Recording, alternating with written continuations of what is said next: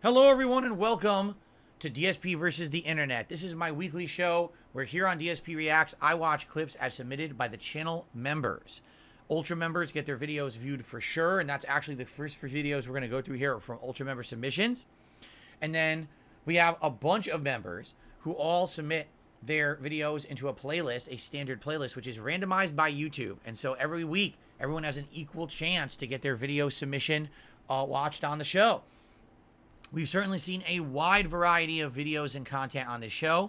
I'm appreciative of everyone who supports this channel and my efforts to make React content. In fact, we just hit a tie for the most members we've ever had, 140 on the channel. If we get any more today, we will literally hit a new channel record. The more people who are members, the better, because the more videos we get submitted, better suggestions for sure. It makes the show better, all right? Now also, if you're a channel member, you get to watch this stream right away as an archive the moment this stream ends. If you are not a channel member, I will upload these into 30-minute segments that roughly will be uploaded 1 or 2 a day for the rest of the week on the channel to space out the content so that way the channel doesn't get flooded. Okay, so, all right, ladies and gentlemen, without further, we just received a new membership from Red Bandit. That means we have actually hit a new record. Now, I am going to do shout-outs between the parts. I just wanted to get those out of the way. Thank you to Red Bandit and Audrey for becoming channel members here today. And it is now time to begin. Are you ready? Thank you, Derek, as well, for popping his membership re-upping message there. He says, happy Sunday. I love the show. All right. Without further ado, let's see our first video of the week. Today we're talking about the most gangster battleship of all time. That did not work. Let's try that again because it did not play the playlist properly. Let's do it again.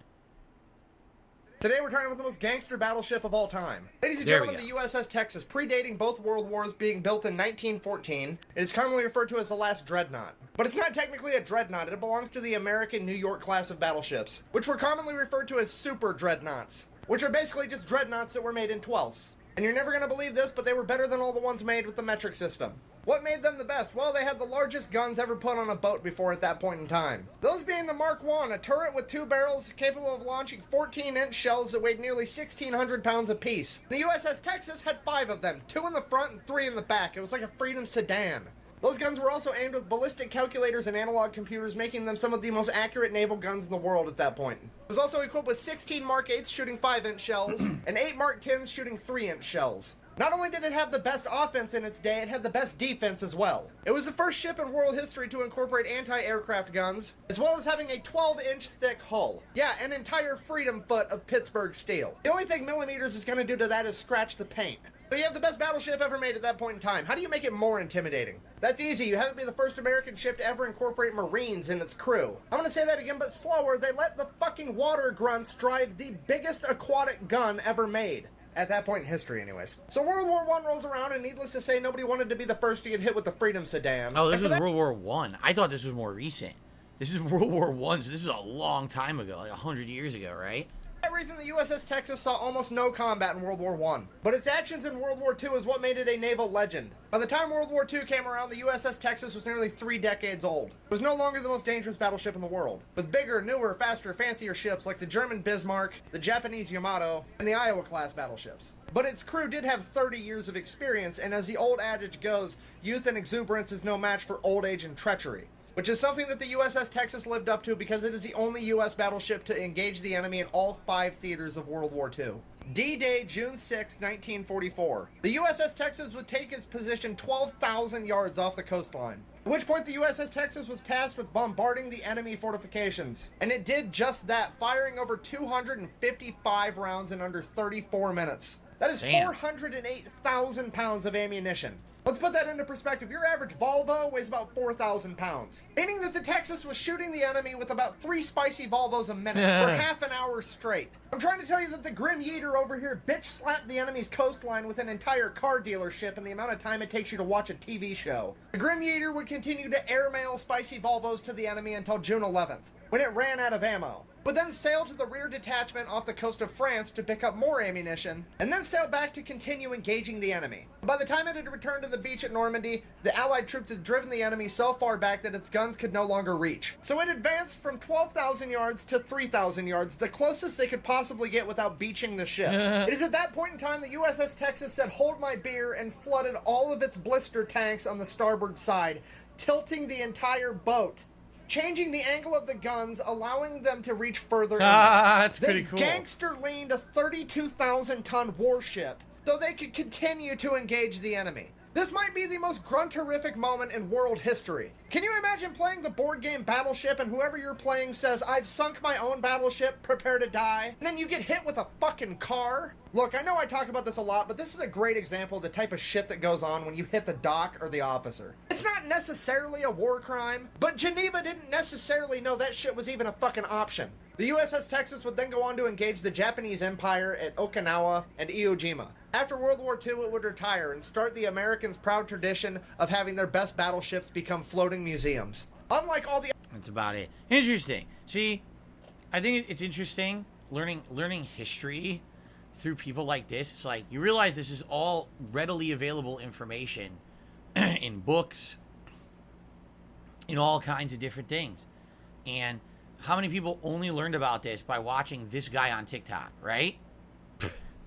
And this guy gets millions of views doing this kind of abridged history lesson about military stuff. We've seen him before. It's interesting. I mean, it's interesting. It's not the most interesting. It's kind of interesting that they purposefully could sink half of their ship to lean it forward to get a better angle. It's pretty crazy the tactics they can use, right? Interesting. All right. I spilled that, 'cause I was staying up all night doing a bunch of cocaine. Oh. You know cocaine? Yeah, we can do a picture. You know I'm famous, right? Oh, yeah, you're famous on YouTube. I'm PewDiePie. I'm PewDiePie. Oh my God, really get in the picture Yeah. with PewDiePie. Found PewDiePie in the street after a bunch of cocaine. I love cocaine.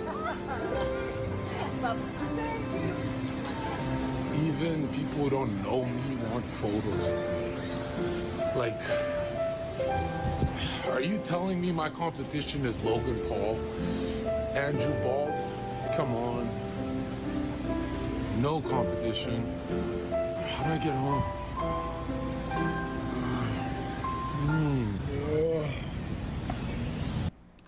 John Jurka is homeless in Miami. Sidewalk meals, Muslims, and it is cut off 1 month ago. What the hell is this? Are we supposed to know who this is? I have no idea who this is. Are we supposed to know? Like, I have no idea. Where is this going?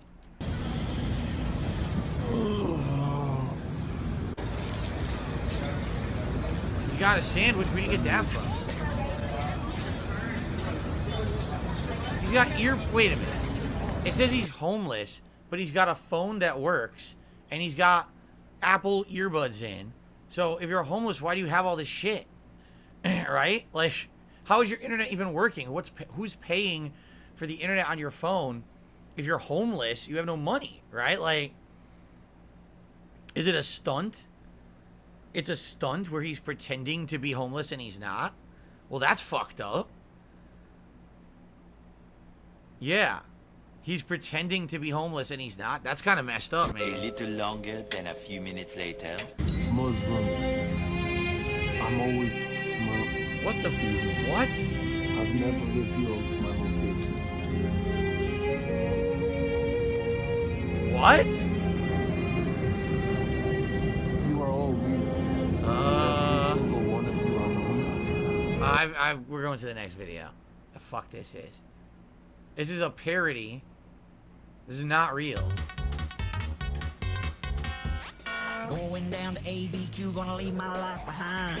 Hiding from the DEA. Shady cooks without salvation. Going down to ABQ, gonna be a mastermind. Slinging crystal left and right, always spouting Mr. White. Heading down to ABQ, gonna break bad this time. Ah, the bell. Come on down to ABQ and get some deals of mine. That's it? That's not bad, but it's a little old, don't you think? Like, a little outdated. Dude, that came out 4 weeks ago. Breaking Bad's been done for, what, like 10 years? Right? Like, if that came out 10 years ago, I'd be like, wow, that's, like, really well done.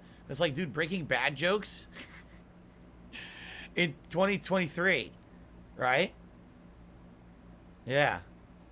Anyway. So I guess people like it. So this next video, I don't know how much we're watching it. It sounds absolutely fucking disgusting. You ready for this? I don't know if I'm ready for this next one, guys. I really don't.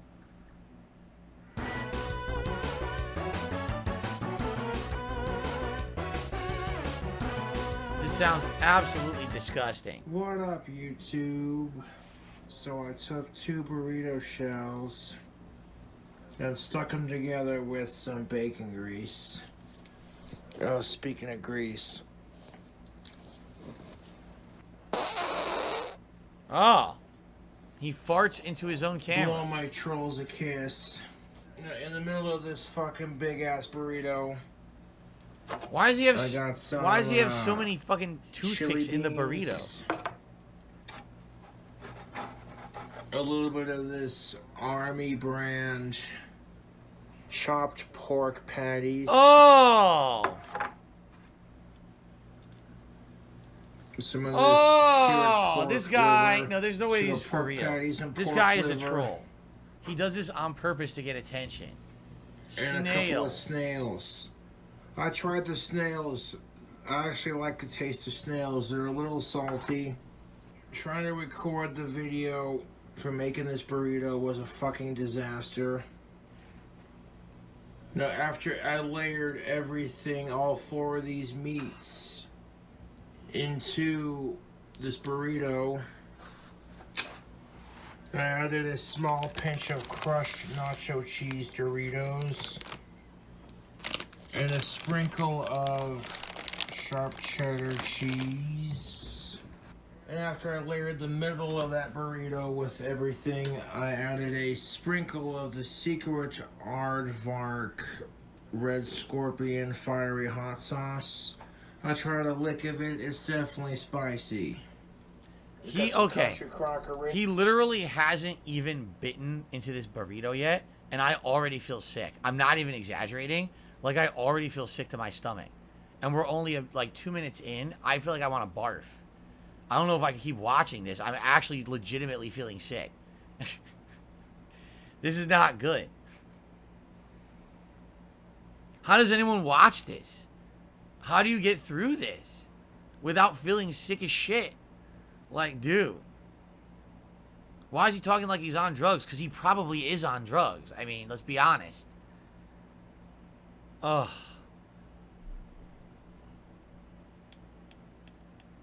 Oh my god. What the fuck? He smothered it? He smothered it. Oh my god. Oh no! What is that?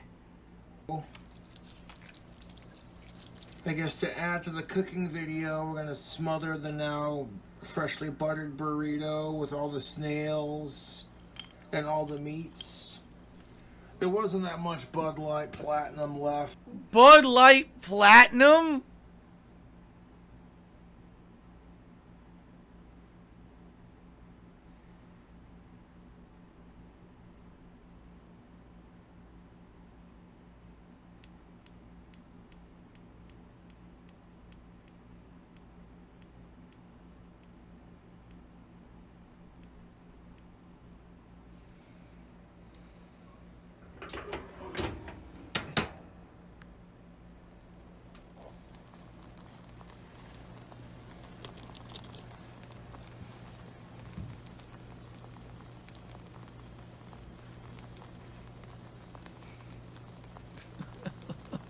Looking delicious. The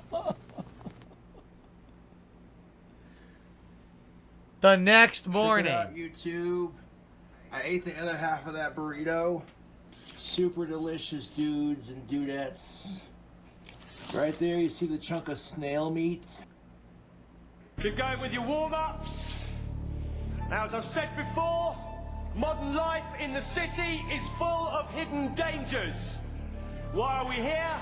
We are here to learn how to defend ourselves against these dangers. What the hell is this? This week we're going to be looking at how you can use the negative energy of a would-be assailant and turn it into a positive force for your own self-defense. British martial arts Okay, now, from Ryan, 16 I'd like years you ago. to play role of attacker in this demonstration. Okay, come at me.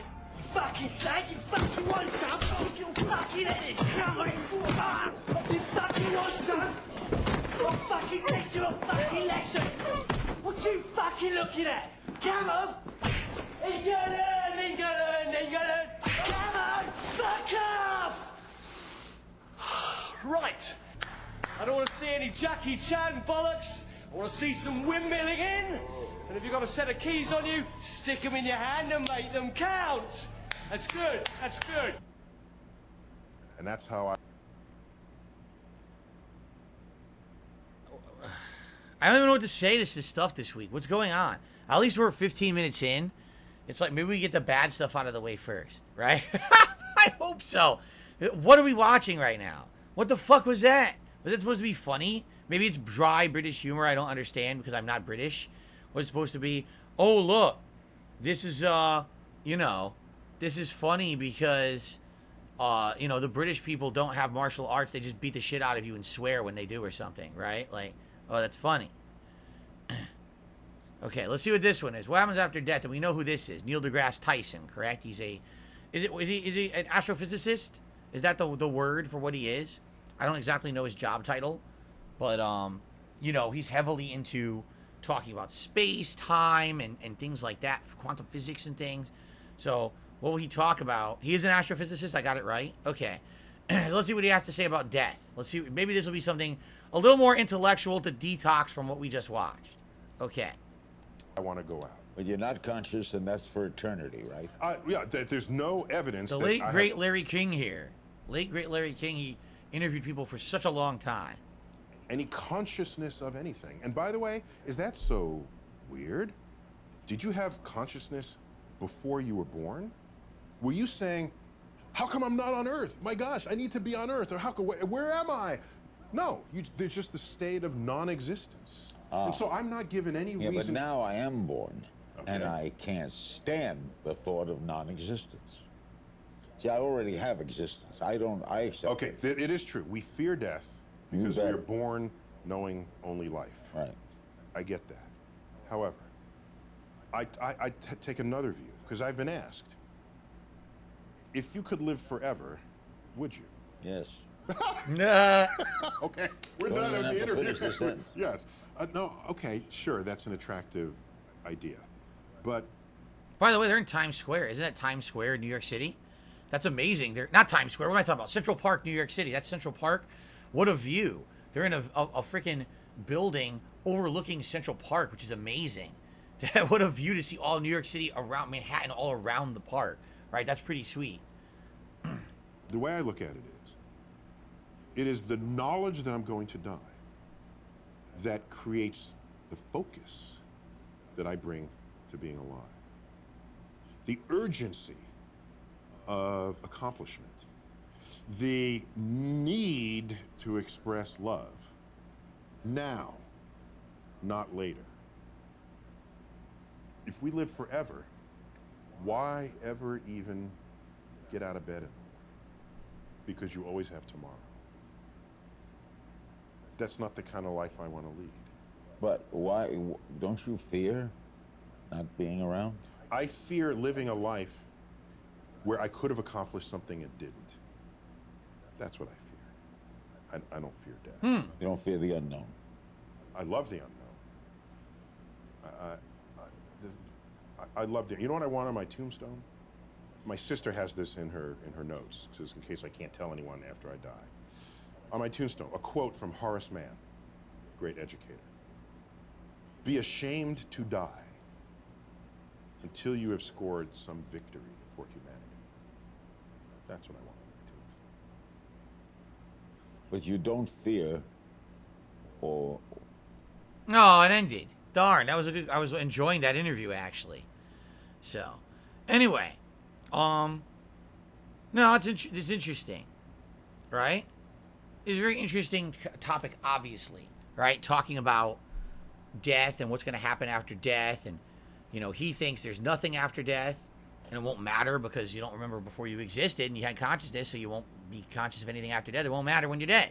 A lot of people feel that way. A lot of people are terrified of death because you don't know what's coming, right? Yeah, it's an interesting topic. I'm sure one day we'll be talking more about this the older that I get. This may be a conversation we have a lot more often. A game that made me think about this a lot was Soma. Have you ever played the video game Soma? Basically, what you find out in that game is that you are basically an AI and that you might not even be real, or maybe you died a long time ago and you're just a clone of yourself. So are you real? What is your, how do you go on continuing? Can you make a copy of yourself and stuff? All these are fascinating topics, right? The whole topic of mortality. So that was interesting, but it was such a short clip. We didn't really get to explore it that much, right? But, I mean, do I fear death? Of course I do. I think everyone does. At some point in their life, you're going to fear death. Right now, I feel like, I'll be honest, I think I'm hitting my stride in life. I feel like what I'm doing in life right now, the content I put out is more meaningful than anything I've done before. I enjoy my personal life, my home life with my wife and my family more than anything I've done up to my life to now. So tonight, the prospect of death now would be like, wow, it's way too early. Like, I have way more to do before I'm out of here. You know what I mean? But the topic of living forever, here's the thing. I wouldn't want to live forever. I would want to live until you feel like you've done enough and then you're ready to go. I think that would ultimately be like the best thing. You don't want to die prematurely, but you also don't want to have to be doomed to live forever. Maybe you want to be able to choose to be ready to go, and that's when you go, right? Because I get the feeling that if you live long enough, you're just going to feel like you've done enough, or you've done as much as you possibly could within your means, and now you're ready to go. You don't want to just endlessly be here if you're not adding anything, right? So that's my take on it anyway. But I'm sure we'll talk a lot more about this in the future. All right. I think we have time for one more clip before we split the part. I think this next clip's going to be interesting because this next clip is from me.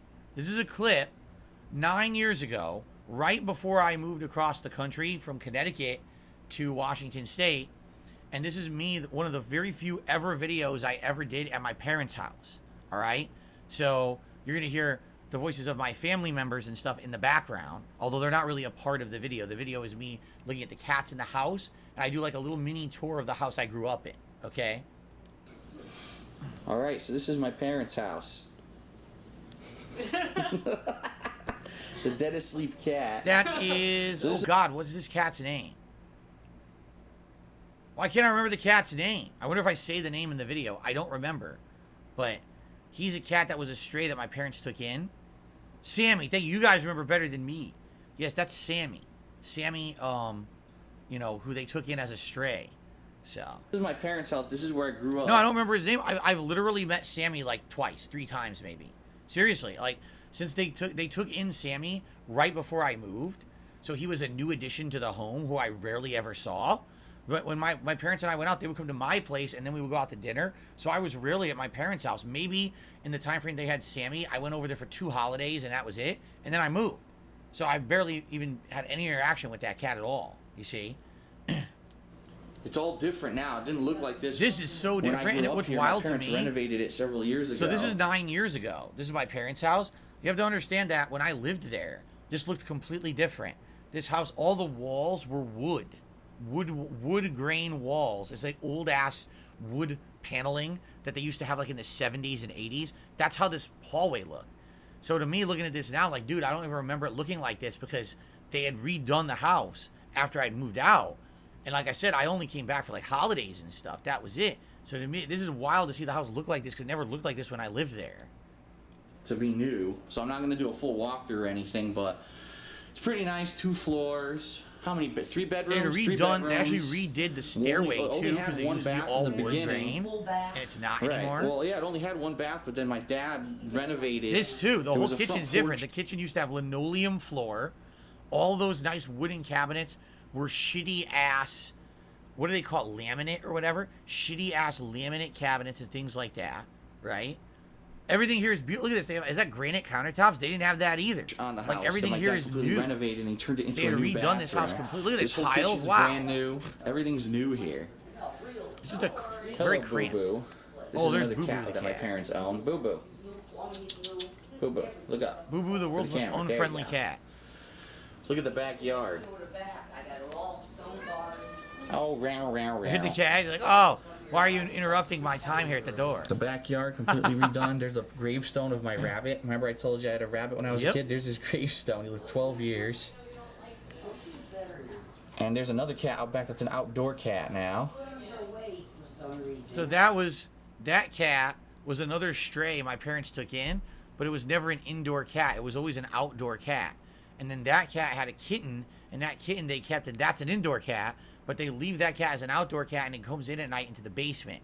But this cat disappeared, apparently.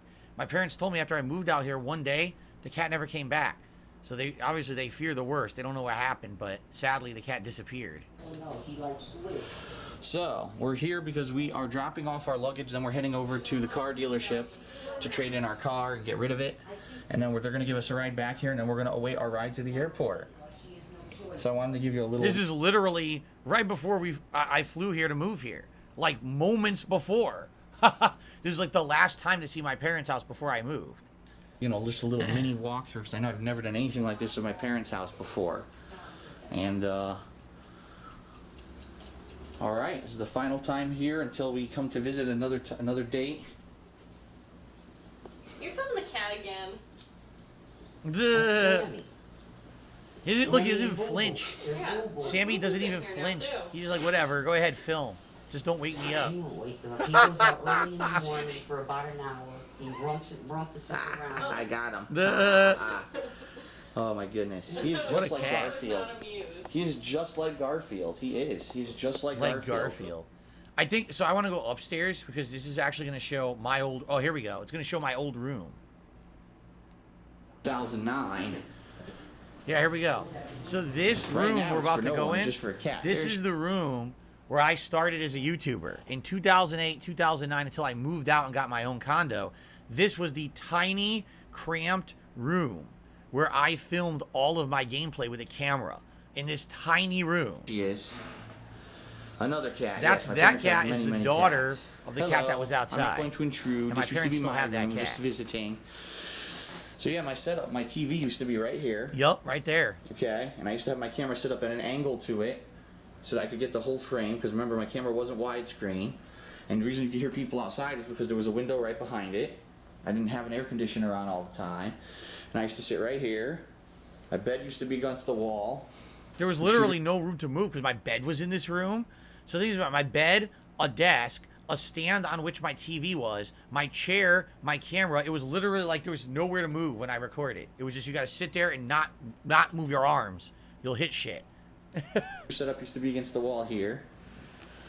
How far we have come since 2008, huh? I mean, really, look how small this room was, and this was the room I started in. Until now. Now, what a difference, right? I'm going to the condo and now going to a house, having my own office. This is going to be awesome. So, and there's a picture of my pet That's bunny. Bunny. That's the bunny I've told you guys about many times. Oh, I can't get a non-blurry shot. They're all blurry. There we go. That was my pet bunny named Bun-E Rabbit. He was a Netherlands dwarf rabbit that I had from the 90s until the mid-2000s. Of course, I didn't live with my parents in the mid-2000s, but, you know, very small ears, and he was a very fun rabbit, but he never really liked to be held.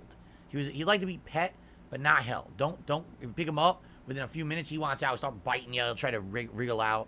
But he was a very nice rabbit. Very fast, too. He'd run through the house. Okay, so that is it. Figured it was a perfect opportunity to make a video like this. All right. So that was a tour of my parents' home in 2014. I have no idea what it looks like now. I went back there in 2019 with, you know, my then fiance and now wife, Kat. We got married while we were there.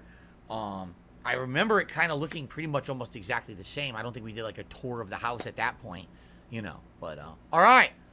So that is part 1 of DSP versus the Internet, episode 26 for August 13, 2023. I hope you enjoyed it. We have many more parts to come. Thanks to those chilling with me here on the stream, and thanks to those watching on demand. Remember, if you become a member today, you can submit the videos for next week, and hopefully it won't be as stomach-turning as some of the stuff we saw earlier. Thanks. See you in the next part.